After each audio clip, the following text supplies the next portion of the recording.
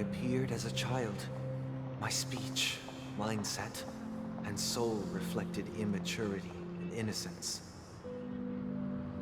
As I grew into adulthood, I left behind my childlike side.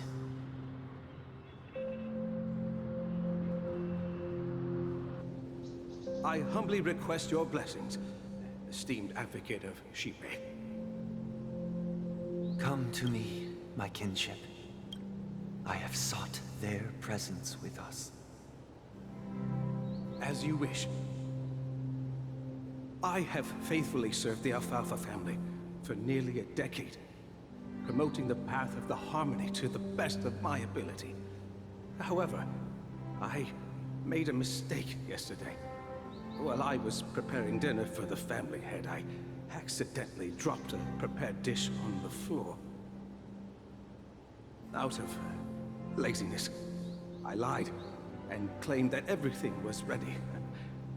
Although the head has dismissed me as punishment, it has been tough to sleep with the guilt still gnawing at me, as I worry that the seeds of evilness may have taken root in my soul. So, I confess to you now, to seek atonement for my sins. Do you sincerely repent and vow to change your ways? Yes. Have you examined your soul and confessed all your sins? Yes. Are you willing to accept the process of atonement? Yes. Very well. Show your dedication and goodwill to the family, and you shall be reinstated among them. Now, please, leave in peace. Oh, praise Xipe. And thank you, esteemed advocate. Next, please step forward. I wholeheartedly confess to you. Please, pardon my sins. Rest assured, I have implored their presence to be with us. As long as you are sincere, absolution will be granted. Oh, great. You know, I arrived in Penacony as a stowaway. I sold everything to get a ticket. My house, my land, and my 2 children. I see. Please, go on. My children were starving, and I hoped they'd have a chance at survival if they became slaves here. If I can strike it rich here, I'll lift them out of that situation and give them the life they deserve. But the Bloodhound family got wind of it. They're on my tail, hunting me down. I thought I could bring my kids here. It was all my fault. All my fault. The family is ready to forgive all sinners. I'll ask the Bloodhound family to cease their pursuit. You don't need to live in fear anymore. Oh, thank you. Thank you. I'll work my hardest to redeem my children and make them part of the family. Praise the Harmony! Next, please step forward. Hey! Long time no see, Mr. Sunday. The most esteemed individual in Penacony, and the next leader of the Oak family, right? I have sought their presence with us. Let us proceed. Sure. Let's just get this over with. I have sinned. Please forgive me. I wasted half a pizza at breakfast, and a bottle of Soul Glad. That's it. Nothing more. Can we wrap this up? I've got a robo-ball game to catch, you know? Do you seek to atone for your sins through good deeds? My sins? Starting to sound like a saint, huh? Well, let me tell you something. Neither the family nor you have the right to judge me. You think nobody knows what your precious family has done? About the watchmaker? Huh? Don't kid yourself, Featherbrain. Those dream chasers might be fooled by your act, but don't fool yourself. Before you start spouting off your holy verses, answer me this.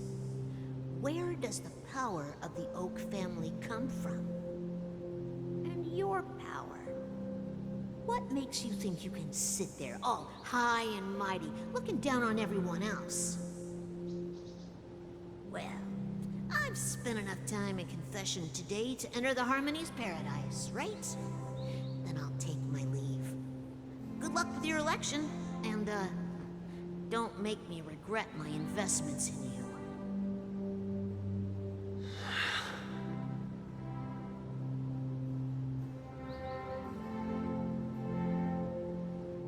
Oh, revered triple-faced soul, hear my doubts. Who can judge the strong when their power hides their crimes? Who can vouch for the weak when they will pay any price to survive? Who can comfort the purest souls when even they get led astray? If the strong defending the weak is truly the foundation of paradise, then who is responsible for the suffering and anguish in this wretched world?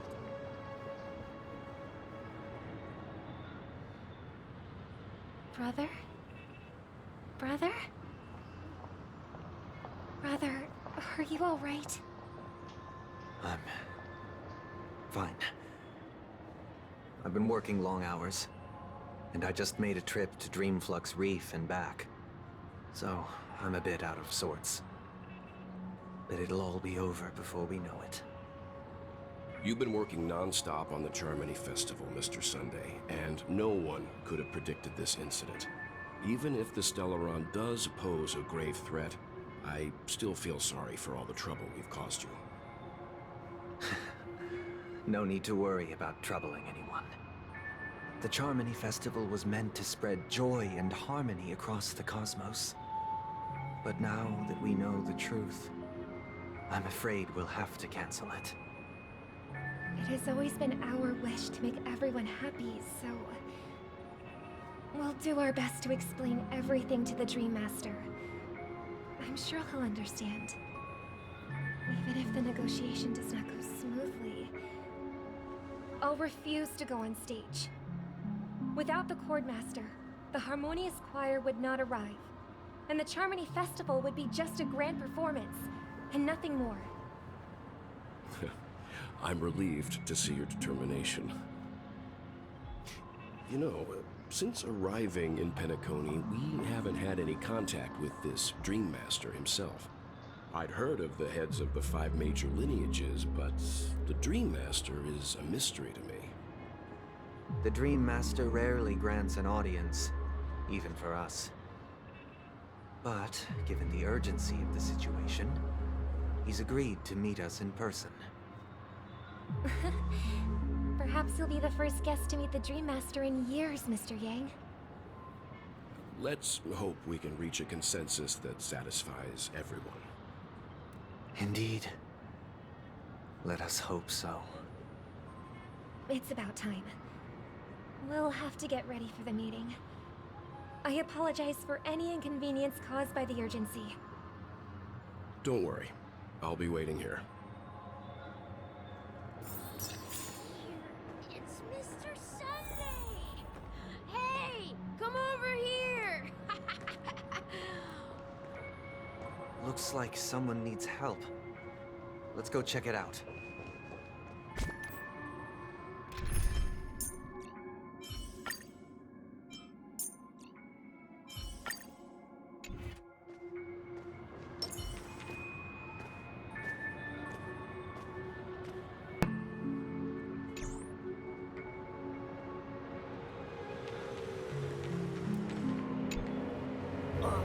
Mr. Sunday. Hey there! Okay, see the moon in the sky? It's about the size of the cap on my Soul Glad bottle. If I just reached out my hand, I could grab the moon, couldn't I? The moon? You mean the Grand Theater? Yeah. Look at me. I've been away from home for too long. I must be missing that moon. But it's no big deal. The Grand Theater here looks much better than the moon back home. It's just magnificent. They told me not to sell everything I had just to come to Penacony.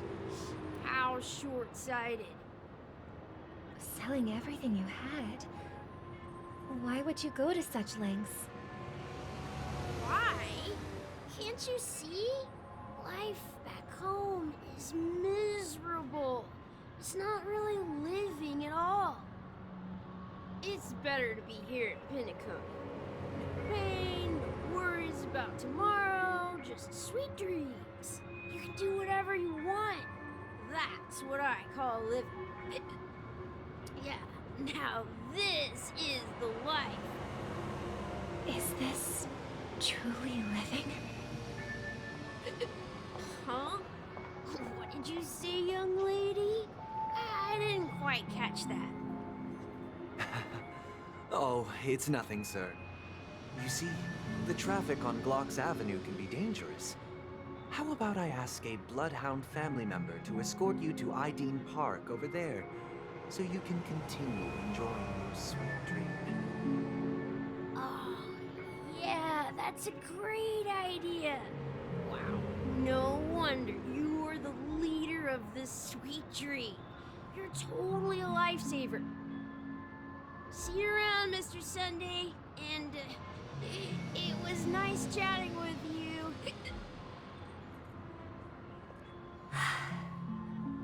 What's up, sister? This is the land of the dreams. But why do they live like this? The man we ran into, he doesn't seem happy at all. Even though sweet dreams are nice, they're just illusions. But for him, they're the only way to survive, even if it means giving up on reality. That's not really living at all. I suppose you have a point. But, in my opinion, that's how most people live their lives. Why do you say that? You think that man is not actually living, but that's not quite accurate. Even without Penacony, people create their own illusions called self-value. People believe they have a predetermined value to fulfill. Gaining value means gaining power, and those deemed worthless are seen as the weak. However, value doesn't come out of thin air, and there's a limit to it. To accumulate value, people have to take from others. So, the weak get exploited and oppressed. Are you suggesting that this is not how things should be? Exactly. But, ironically, people don't think there's anything wrong with it, because they uphold the illusory notion of self-value, and even the weak believe in it. The survival of the fittest. That's where all the tragedies in the world come from. People come to the sweet dream in Penacony to escape from that reality and find solace. No tragedies exist here.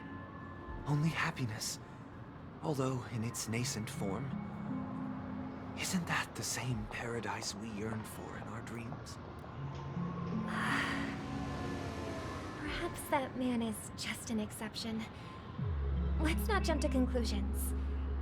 We should experience the dreamscape ourselves. Just as I did at Dreamflux Reef. Yes. Seeing is believing. I'll accompany you. The Dream Master hasn't shown up yet, so we have some time for a stroll.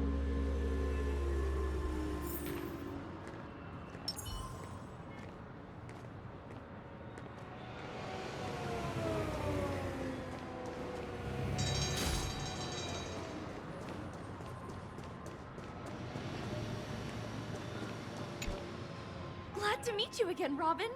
How are the preparations for the Charmony Festival coming along? We're all so excited about it. It's going smoothly. Thanks for making the trip to join the festival. You're too kind, Robin. It's a pleasure to have guests from all over the universe celebrating day and night. I can't stand being lonely or bored, so this jubilant dreamscape is perfect for me. But if this went on forever, would it get boring too? Nah, not at all. Who would get tired of having so much fun? Every day, you get to wear fancy clothes, explore all sorts of dream bubbles, indulge in delicious food without gaining weight, and you never get old or sick. As long as you can afford a room, this place is the ultimate paradise. But you know that only a few things can be brought back from the dreamscape to reality, right? That's exactly why I don't plan on bringing anything back. Just enjoying the dream itself is good enough for me. I mean, I'm not one of those long-living species. I only have around 60 or 70 years in this lifetime, and there's so much to worry about. Being happy here is pure bliss. Only in this sweet dream can I truly feel like I'm in control of my life and fate. Who would want to go back to reality after experiencing this bliss? I see. I genuinely wish you all the happiness in the world.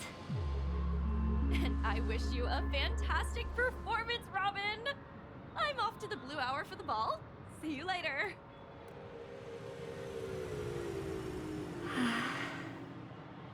Seems like that guest's perspective didn't resonate with you either.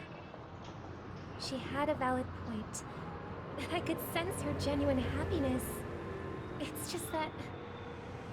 What you're trying to say is, she thinks she's in control of her life, but in reality, she's just escaping from reality and seeking solace in this sweet dream. Once she steps out of this sanctuary, everything will be lost. Well, she did make mention of being able to afford a room, didn't she? However, the paradise in our dreams, it doesn't have to end. No. And the paradise we yearn for shouldn't be just a fleeting dream either.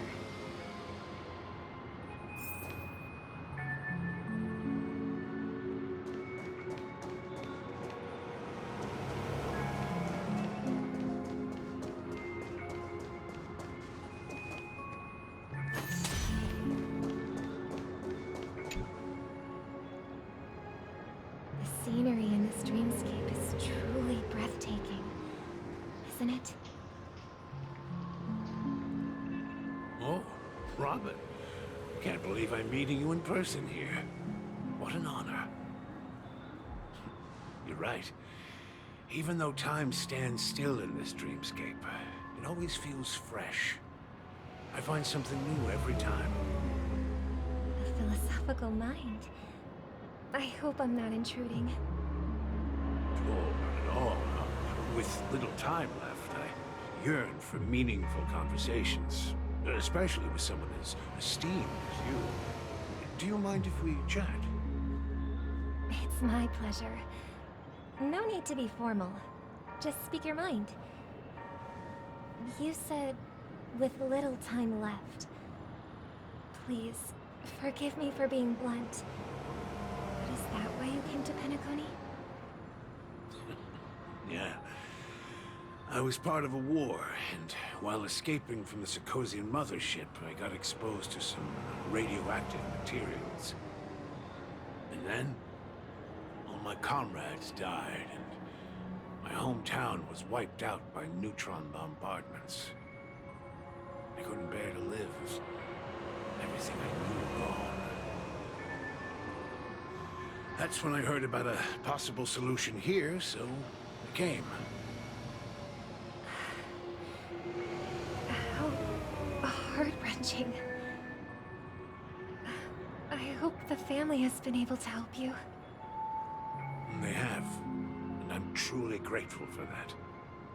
They provided me with a comfortable room, the most advanced life support devices in the cosmos, and a stellar team of caregivers. My physical body is now in the dream pool, sustained by life support.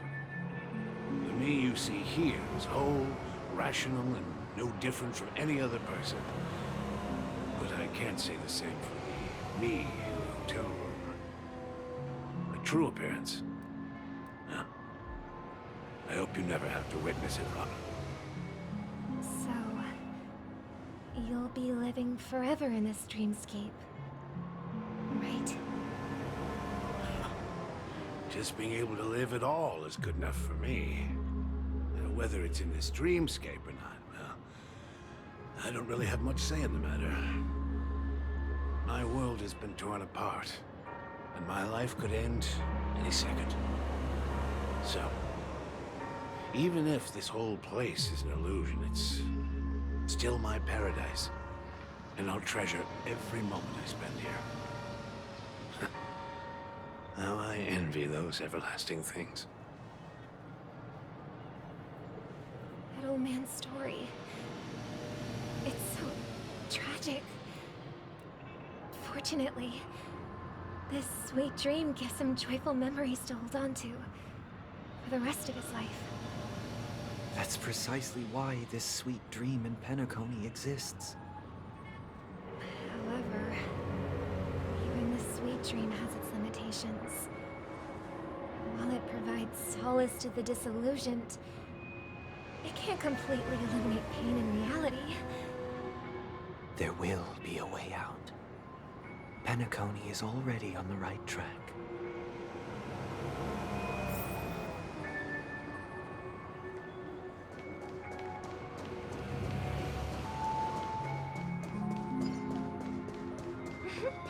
Look what we have here. A lovely young lady. Wait, is that me?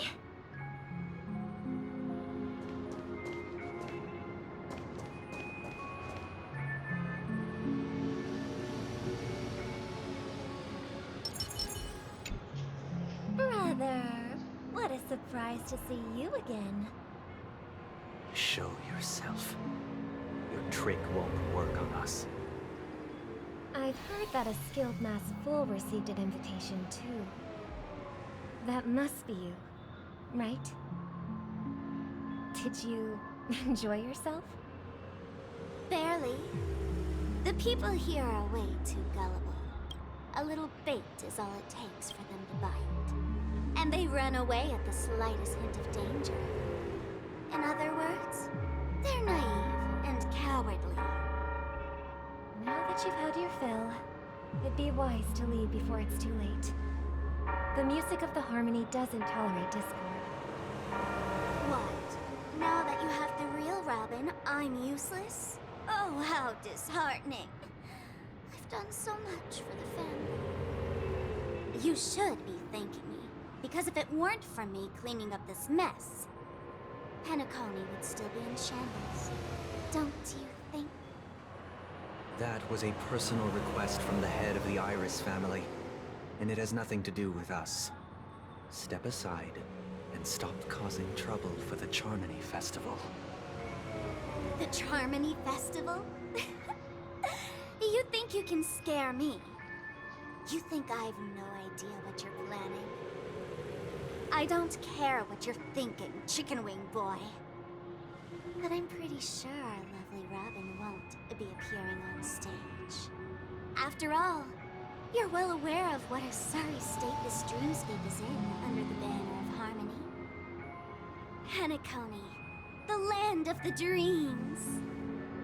Is this truly the paradise you desire? Stop it. What's the rush, Chicken Wing Boy? Did I get to you? Our paradise is none of your concern, masked fool. Leave now, or the family won't tolerate you anymore. All right. I'll go.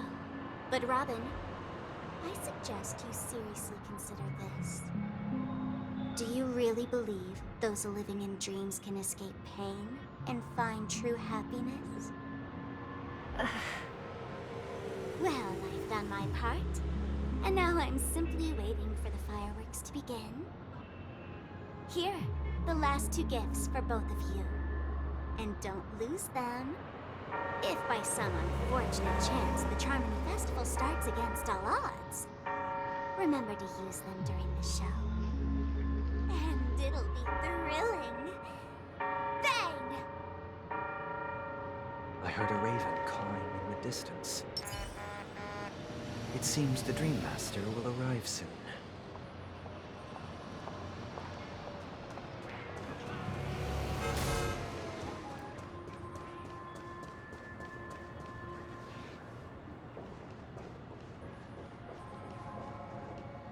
Let's wait here for the Dream Master to arrive.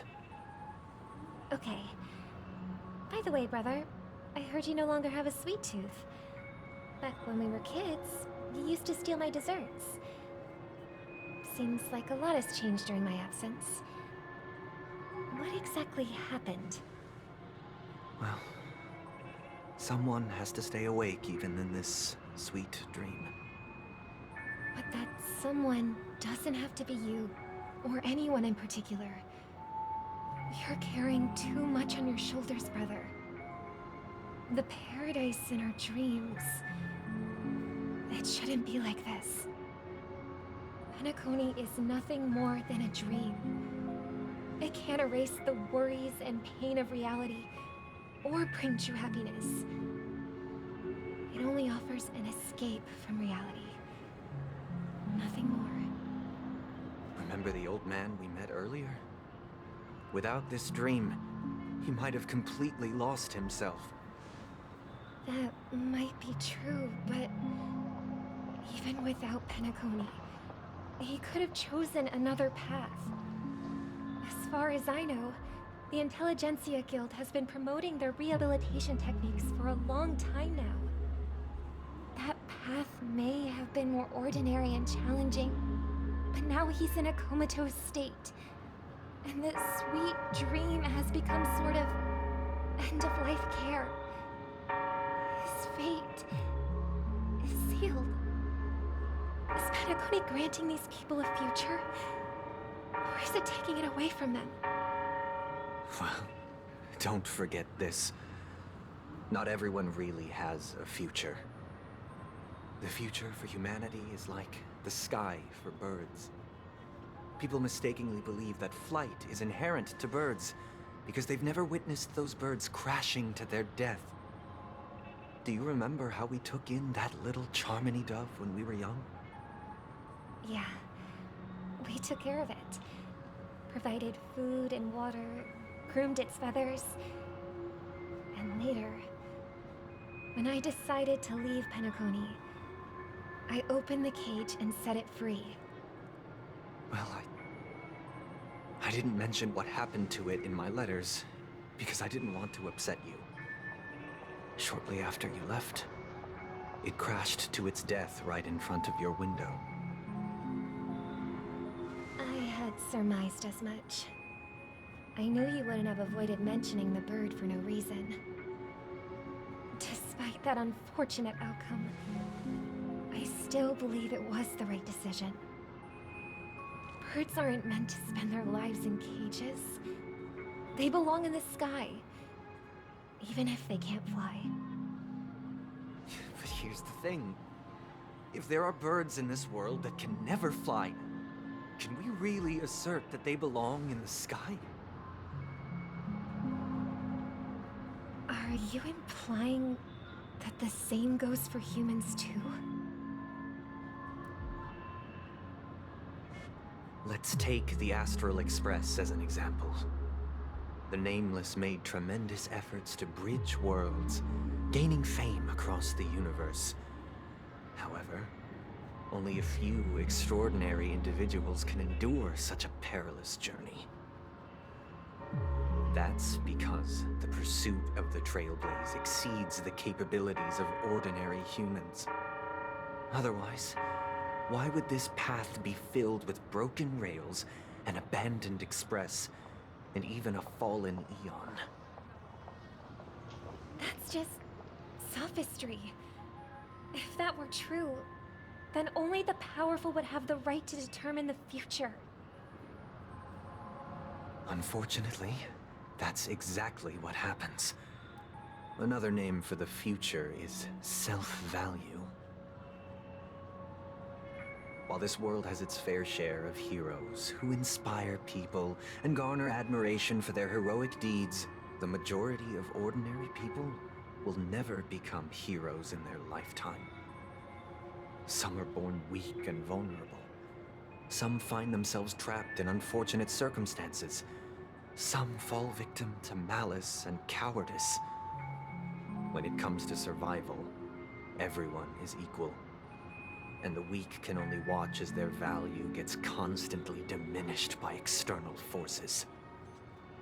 That's why we should care for the weak and support them as if their suffering were our own. That's what the Odes of Harmony have always taught us. While the Harmony holds noble aspirations, the strong will always be strong, and the weak will always be weak. Even in this carefree dream. Human nature contains greatness, but it also harbors inherent weaknesses that can't be eradicated. In the end, if people can't even secure their own survival, they won't care about the illusory future of equality. As long as the law of survival of the fittest prevails, there will always be fledglings crashing to their death. But if people don't live for the future, do they merely exist for survival? If even you, my brother, don't believe that the Harmony will save the weak, then which Aeon can make our dreams come true?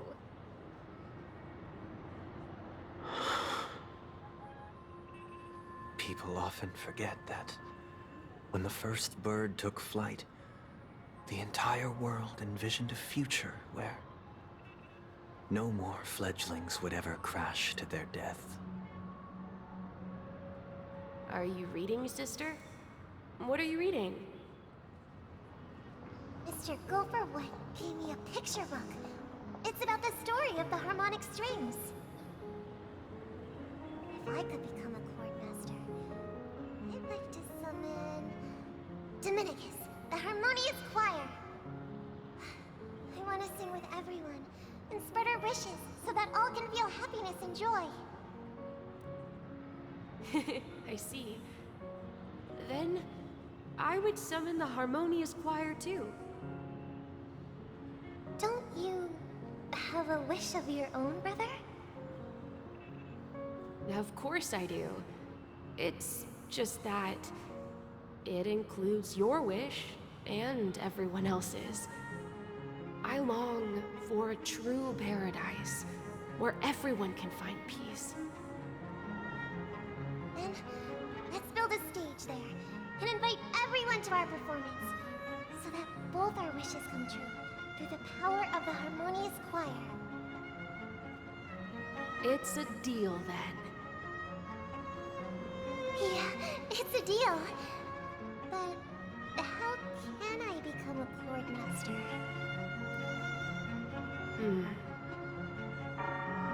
Maybe you will have to become a star first.